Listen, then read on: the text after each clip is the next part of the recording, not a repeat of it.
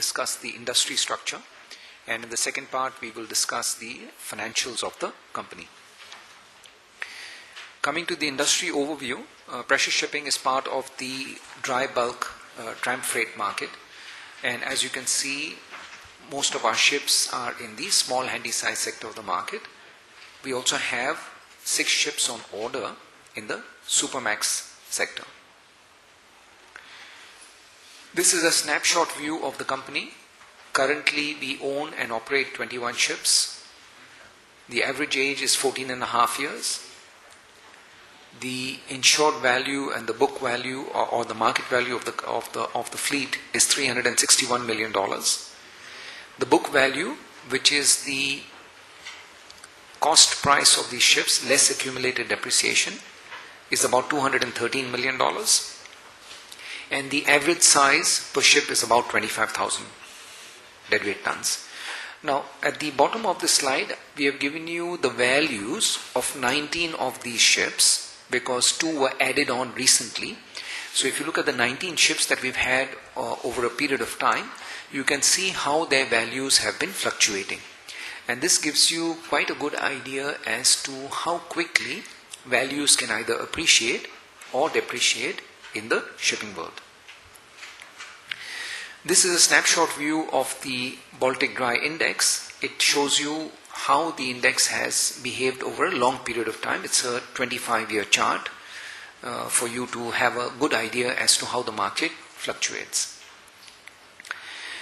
If we were to average out the Baltic Dry Index, then you can see a sort of a pattern emerging where you have a low point of the cycle in 2002, leading up to a high point in 2004, then falling down to a low point in 2006, then again having 2 very good years in 2007 and 8, and then you have a gradual decline in 9, 10, and most likely in 11. Now, what we have here for you is a 25-year chart of the Baltic Dry Index on an annual basis, and you can see quite clearly that in the months of July, August, and September, there is generally a slowing down of the market. Now, this is for 2 reasons. The first reason is that industrial production in the OECD countries generally slows down in the months of July and August because that is their traditional holiday period. And at the same time, grain movement in the southern hemisphere completes in the month of June, and in the northern hemisphere does not start moving till the month of October. So basically, industrial production and grain movements slow down quite substantially during this period of time.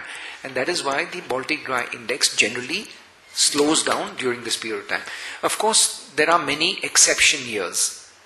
And when we looked at these exception years, we got the feeling that it is because China has become an industrial superpower, and therefore these exception years have come in after China has become a very large industrial player. So if we were to split the chart into 2 halves and look at the period 1985 to 2000, which is the blue dotted line, and compare that with the pink dotted line, which is the period from 2000 to 2010, then you can see quite clearly what a big impact China's industrialization has had on the Baltic Dry Index. So if you see the seasonal impact during July and August, when you just look at it up to and including the year 2000, then you can see that the impact from the OECD countries was quite significant. And then if you look at the same months after China became an industrial superpower, say starting from the year 2000, you can see quite clearly that industrial production has shifted, or the power in industrial production has shifted from the OECD countries to China. And what is even more interesting is the Chinese New Year period. You can see the sharp drop that is there, but it's very sharp, it's very short in time, because in China they take just about a week or 10 days off to celebrate Chinese New Year. So you can see even that impact in this slide. This is the demand side of the picture. what I've done for you is that I've categorized demand into 5 sectors. If you look at iron ore, coal and steel as being part of the industrial production of the world, then you can see that covers approximately 79% of the entire dry bulk demand that is there. If you look at grains, they cover about 13% of the demand. So between industrial production and grains, you have 92% of demand side in dry bulk shipping. And this is the reason why those seasonality charts that I just showed you have changed so dramatically after China has come into it has become one of the largest industrial players in the world.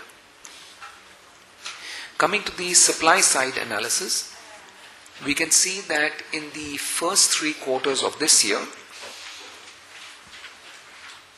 net increase in deadweight tonnage has been 11.2%.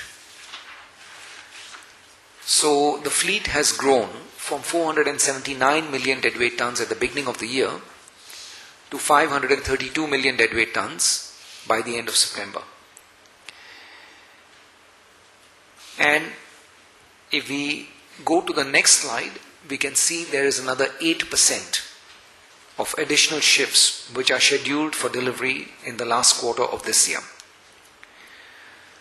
Even if we apply a 50% slippage rate to this 8%, you will still end up with an net increase in deadweight tons of almost 15.5% for 2010. If you look at 2011, it's already got 23% of additional ships which are on order. And if you add the 4% of slippage from 2010, then it looks like it's a 27% year that might follow. Now, even if we were to apply a slippage factor of 50% for 2011, it still means that in 2011 you should have another 13.5% of ships coming in. And that is on the back of this huge increase which was there of 15.5% for this year. Similarly, if you look at 2012, it's already at 17%. And if you add the 50% slippage that is expected from 2011, then that goes up to almost 30%. So it appears that there is no respite from the supply of new ships for the next few years. Now, what are the factors that can have a big impact or an effect on the supply side? There are 2 factors mainly. One is, of course, scrapping, and the other one is slippage in delivery. Now, if you look at scrapping, this is an interesting slide that I have for you. If you go to the peak year of scrapping in 1986, you would see that the majority of ships that were scrapped were in the 15 to 19 year age bracket. Ships as young as 10 years old were also scrapped in that period of time. If you fast forward to 2009, which has been the largest scrap year after the turn of the century, you can see that the majority of ships that were scrapped were between 25 and 30 years of age. Hardly any ships were scrapped which were younger than that. So if we look at the entire dry bulk deadweight tonnage that is available in the market, we would say that if things became as bad as they were in 1986, then approximately 30% of the existing supply side could very easily be scrapped. And that would be only 20 years and above ships. If you were to include even 15 years, then that number would increase. So scrapping could act as a good escape valve or a safety valve which would reduce tonnage in a very short span of time. Coming to slippage, this is a slide that shows you the slippage that has taken place in 2009, and I just want to talk a little bit about the Panamax and Capesize sector here. We see that they are having a approximate 35% slippage rate. Now, the shipyards that are building Capesize